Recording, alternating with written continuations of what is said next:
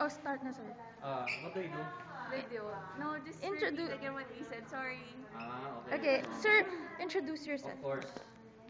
Sir. Are we on? Yes. Okay, Donna. You're going to present this in your class. Okay. I'm Dennis Aitona, your basketball, your fellow basketball fan. So I am introducing the hotel property where we're now called Midas Hotel and Casino is the formerly Hyatt Regency Hotel, no? It's a 5-star property, no? So located in Ross Boulevard, Pasay City. So again, I'm Dennis Aitona. I'm the HR head.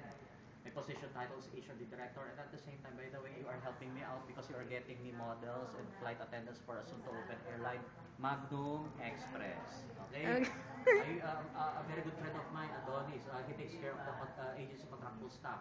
He supplies agency contractual staff for many hotels. So not